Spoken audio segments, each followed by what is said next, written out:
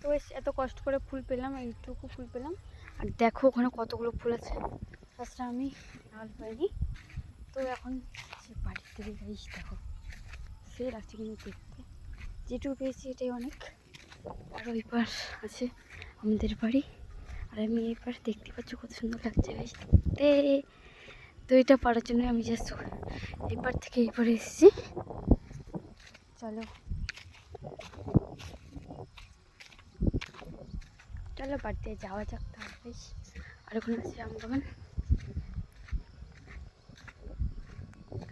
পাই গেল ফুলগুলা, কিন্তু নাগালে পারো না ভালো করে, এই কিভাবে এই ফুলগুলো পানো না। তো টাটা। তো বেশ এত সুন্দর লাগছে ফুলগুলো, তোমাদের কি বলবো।